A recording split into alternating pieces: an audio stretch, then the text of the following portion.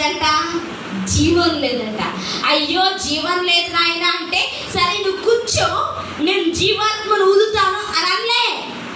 జీవాత్మ వచ్చినట్లు ప్రకటింపవయ్యా అంటే, ఆ యేసుకేలు జీవాత్మ వచ్చినట్లు ప్రకటింపగా జీవాత్మ శరీరంలోనికి వచ్చగా వారు లెక్కింపగాని మహాసైన్యముగా నిలిచారంట. నీకు తెలుసా, నువ్వు ప్రార్థన చేస్తే సంఘంలో ఐక్యత వస్తుంది. నువ్వు ప్రార్థన చేస్తే ఎక్కడెక్కడో పనికి రాని జీవితాలన్నీ కూడా దేవుడు పనికొచ్చే జీవితాలుగా మార్చి తీసుకొస్తాడు. నువ్వు ప్రార్థన చేస్తే ఏం జరుగుతుందో తెలుసా? స్వస్థతలు జరుగుతాయి. నువ్వు ప్రార్థన చేస్తే ఏం జరుగుతుందో తెలుసా? చెడు పాపము పారిపోతుంది. నువ్వు ప్రార్థన చేస్తే ఏం జరుగుతుందో తెలుసా? అపవిత్రాత్మలు మేము ఉండలేము. ఇది పరిశుద్ధ స్థలము, ఇది దేవుని ఆలయము, ఇది ప్రార్థించే ఇల్లు, ఇది ప్రార్థించే వీధి. ఈ తల్లి ఈ వీధి మూల నుండి రోజు ప్రార్థిస్తుంది. ఈ వీధిలోకి రావాలంటే నాకు భయం వేస్తుంది అనేసి దురాత్మలు పరుగులు. అక్కడ దేవుడు నేను చేస్తాను చూడు అని చెప్పలే, నువ్వు చెయ్యవయ్యా అన్నాడు. ఈరోజు సంఘానికి ఉన్న ఆధిక్యత ఇది, సంఘానికి ఇచ్చిన అధికారం ఇది, సంఘానికి ఇచ్చిన గొప్పతనం, ఆశీర్వాదం. కానీ ఇవన్నీ పక్కన పెట్టి అయ్యా ప్రార్థన చేయండి, అమ్మ ప్రార్థన చేయండి, అమ్మ ప్రార్థన చేయండి, ఇంకెంతకాలం పక్క వాళ్ళ మీద ఆధారపడుతాం? దేవుడు సంఘాన్ని హెచ్చించే దినాల్లో ఉన్నాం మనం. రాబోతున్న దినాలు గొప్ప ఉజ్జీవ దినాలు. రాబోతున్న దినాలు దేవుడు గుంపులు గుంపులుగా సంఘానికి ప్రజలు తీసుకురాబోతున్నాడు. పరుగు పరుగున వస్తారు. తెలుసా ఎట్లా? పరుగు పరుగున ఎప్పుడు వస్తారు? పరుగు పరుగున ఎప్పుడు వస్తారండి?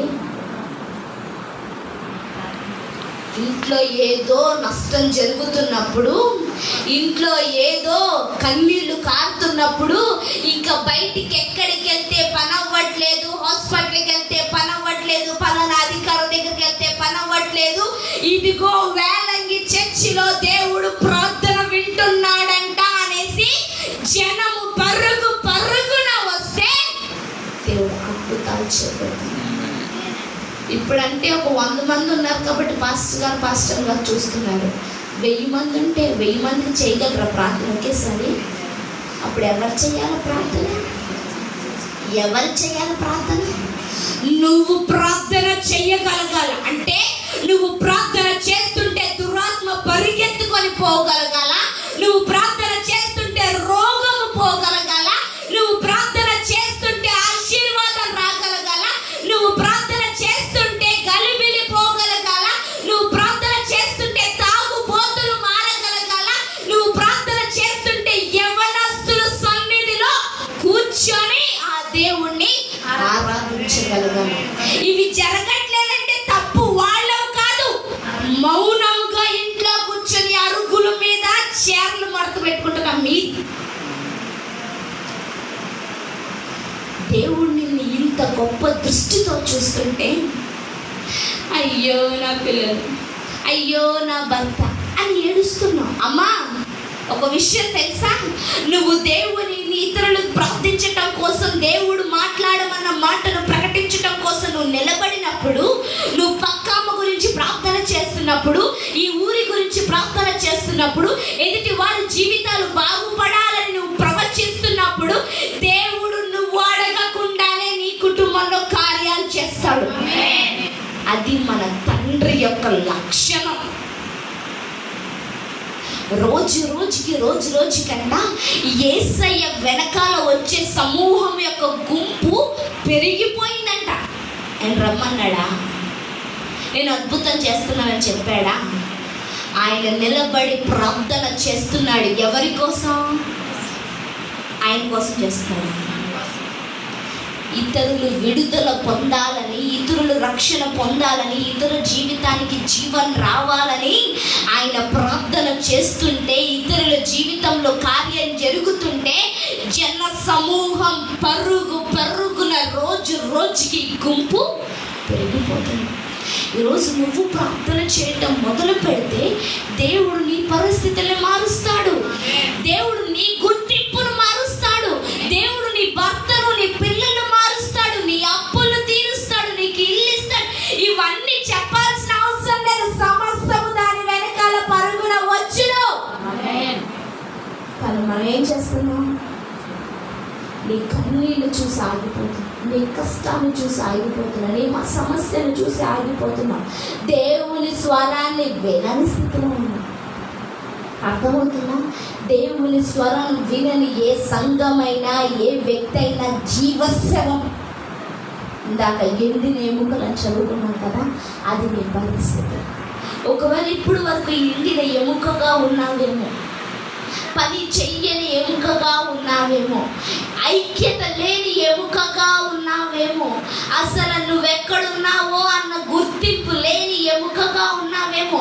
కానీ ఈరోజు దేవుడు ప్రకటిస్తున్నాడు నీ జీవితంలోనికి. దేవుడు ఐక్యతను ప్రకటిస్తున్నాడు. దేవుడు ఆప్యాయతను ప్రకటిస్తున్నాడు. దేవుడు ఆరోగ్యాన్ని ప్రకటిస్తున్నాడు.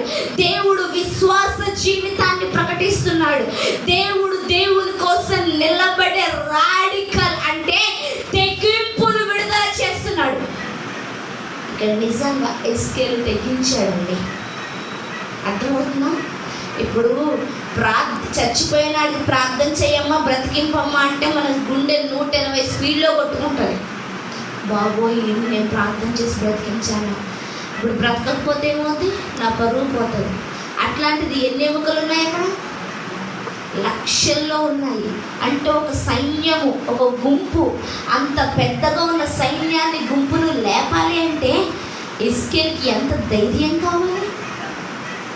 అంత ధైర్యం కలిగిందంటే ఎక్కడి నుంచో తెచ్చుకున్నాడు. ఇంతకుముందు ఏమైనా చేశాడు అట్లాంటివి?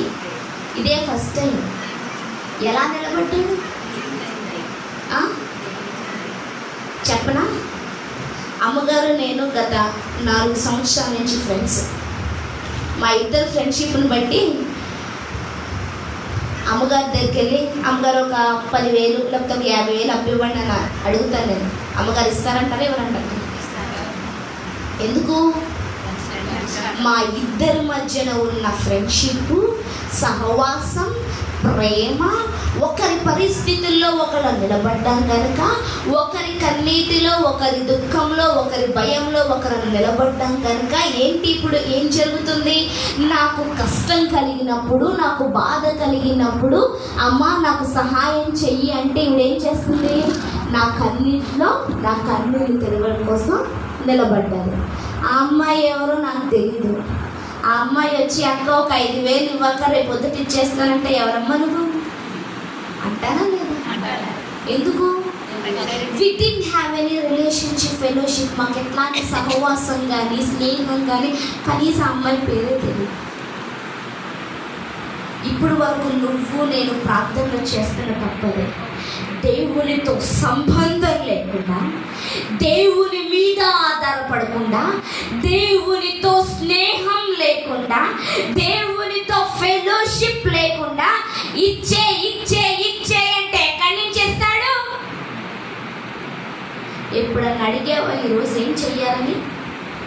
అసలు స్నేహితులు అంటే ఏంటో తెలుసా?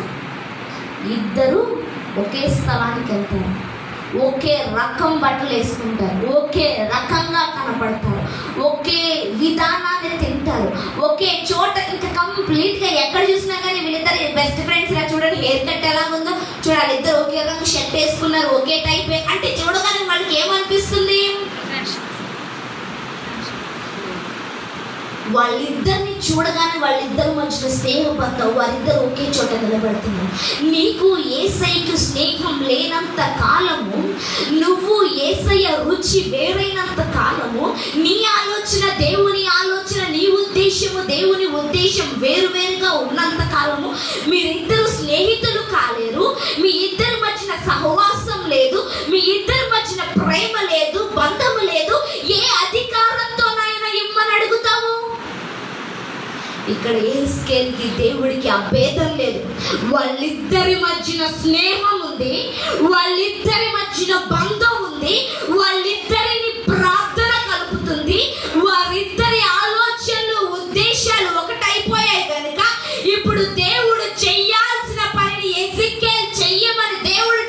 వచ్చినప్పుడు నా స్నేహితుడు చెప్పాడు కనుక నేను ప్రకటిస్తున్నానని యేస్కేలు ధైర్యముగా నిలబడి ప్రకటించినప్పుడు గొప్ప కార్యము, అద్భుత కార్యము, సృష్టికి అతీతమైన కార్యము జరిగింది. ఈరోజు దేవుడు నీ దగ్గర నుంచి కూడా అదే ఎదురు చూస్తున్నాడు. ప్రార్థన అంటే మోకాళ్ళు వేసి లిస్ట్ చదివేయటం కాదమ్మా. క్రైస్తవ జీవితం అంటే ఏదో ఆదివారం సంఘానికి వెళ్ళిపోయి దశంభాగాలు ఇచ్చేసి కానుకలు ఇచ్చేసి నేను కరెక్ట్గా ప్రతి నెల దశంభాగం ఇచ్చేస్తున్నాను, నేను కరెక్ట్గా అదేంటి ప్రార్థనకి వెళ్ళిపోతున్నా, అది కాదు. క్రైస్తవ జీవితం అంటే పొద్దున్నుంచి రాత్రి పడుకున్నంత వరకు రాత్రి కలలో కూడా దేవుడు నీతో మాట్లాడగలగాలి, మాట్లాడింది నువ్వు వినగలగాలి, విన్న దాన్ని చెయ్యగలగాలి. అది క్రైస్తవ జీవితం. ఏం మాట్లాడాడు దేవుడు రాత్రి నీతో? నిన్న పొద్దుట ఏం మాట్లాడాడు దేవుడు? ఎవరి గురించి ప్రార్థన చేయమంటున్నాడు? ఎవరిని క్షమించమంటున్నాడు? ఎవరి ముందు నిలబడి సాక్ష్యం చెప్పమంటున్నాడు? అసలు బైబిల్లో వాక్యం ఏం చదవమంటున్నాడు? సేవకుల ముందు ఎలా నిలబడమంటున్నాడు? సేవకులు ఎలా గౌరవించమని చెప్తున్నాడు? నీ పిల్లల్ని ఎలా పెంచమంటున్నాడు? అసలు నీ భర్తతో మెలిగే విధానం ఏం చెప్తున్నాడు?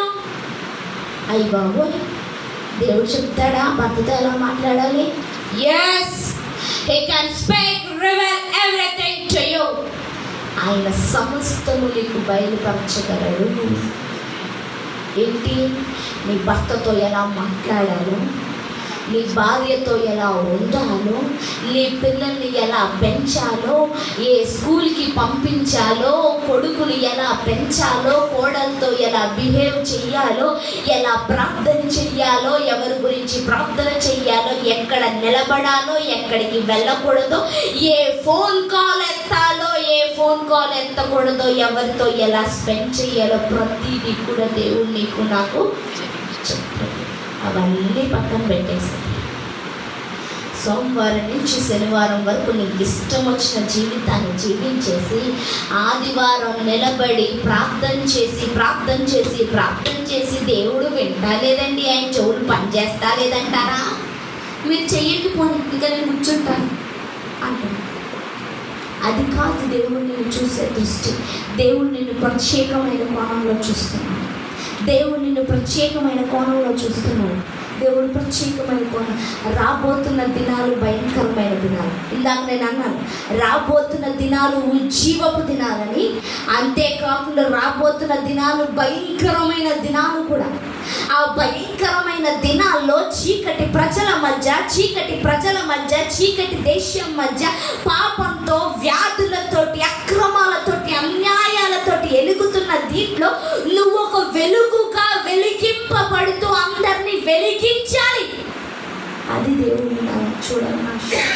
నువ్వే ఇంకా పాపంలోను, నువ్వే ఇంకా క్షమించలేని జీవితంలోను, నువ్వే ఇంకా ఫోన్లో టైం వేస్ట్ చేసుకుంటూ, అరుగుల మీద టైం వేస్ట్ చేసుకుంటూ, ఇష్టం వచ్చినట్లు జీవిస్తే రాబోతున్న దినాల్లో ఎలా బ్రతుకుతావు?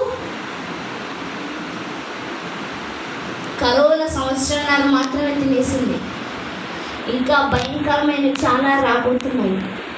దాని నుంచి నువ్వు విడిపించుకోవాలన్నా, నువ్వు నీ కుటుంబాన్ని రక్షించుకోవాలన్నా, నీ గ్రామాన్ని, నీ ప్రాంతాన్ని రక్షించుకోవాలన్నా అది కేవలం నీ ప్రార్థన ద్వారా. ఎవరైతే ప్రార్థిస్తారో, దేవుని స్వరాన్ని వింటారో, దేవుని స్వరాన్ని చెప్పున చేయగలుగుతారో వారు ప్రకటించినప్పుడు ఇలాంటి కార్యాలు జరుగుతూ ఉంటాయి. వాళ్ళు మండే వెలుగుతూ ఉంటారు. అర్థమవుతుందా? ఈ ఊళ్ళో మొత్తం కరెంటు పోయిందండి. చర్చిలో మాత్రమే కరెంట్ ఉంది. ఒక రోజు అయిపోయింది, 2 రోజులు అయిపోయింది, వారం అయిపోయింది, కరెంట్ రావట్లేదు, చాలా ఇబ్బంది అయిపోయింది. అప్పుడు ఏం చేస్తారు జనాలు? అమ్మో వేలంగి చర్చిలో కరెంట్ ఉందంట అనేసి పరిగెత్తుకుంటూ వచ్చి ఏం చేస్తారు? సరిపోకపోయినా మూలన ఎక్కడో అక్కడ అడ్జస్ట్ అయిపోతారు. రాబోతున్న దినాలు కూడా అలాంటివేనమ్మా. చాలా వ్యాధులు రాబోతున్నాయి, రోగాలు రాబోతున్నాయి, దురాత్మ, అనేకమైన చెడు పాపము విస్తరించబోతుంది. సంఘంలో పరిశుద్ధత ఉంటుంది, సంఘంలో స్వస్థత ఉంటుంది, సంఘంలో జీవజల నదులు ప్రవహిస్తాయి, సంఘంలో దేవుని యొక్క అద్భుత కార్యాలు ఆశీర్వాదాలు ఉంటాయి. వాళ్ళందరూ చీకటితో ఉన్న వాళ్ళందరూ ఎక్కడో పరిగెత్తుకుంటూ వస్తారు దేవుని స్థానం. అంటే ఎవరికి? నీ దగ్గరికి, నా దగ్గరికి. ఎందుకంటే ఇప్పుడు నువ్వు నేనేం చేయబడుతున్నాము? వెలిగింపబడుతున్నావు. ప్లీజ్ దయచేసి నీ దృష్టితో ప్రజల్ని చూడద్దు, దేవుని దృష్టితో ప్రజల్ని చూద్దాం. అదవుతున్నా అప్పుడే ప్రజల్ని మనం ఆదరించగలము, కన్నీళ్ళు తొడవగలము, వారి ప్రార్థన అర్థం చేసుకోగలము. ఇందాక చెప్పాను కదా మా ఇద్దరి స్నేహం అని. మేమిద్దరు మా స్నేహ బంధం ముందుకు కొనసాగుతున్నా కానీ ఏమవుతుంది అంటే మా రుచులు ఒకటైపోతూ ఉంటాయి, మా ఇష్టాలు ఒకటైపోతూ ఉంటాయి, మా మార్గం ఒకటైపోతూ ఉంటుంది, మా గమ్యం ఒకటైపోతూ ఉంటుంది. ఒకానొక రోజు ఇద్దరిని అడిగితే ఒకే సమాధానం వస్తుంది. దేవుడు కూడా అదే చూడాలని ఆశపడుతున్నాడు. నీ రుచి దేవుని రుచి ఒకటైపోవాలి.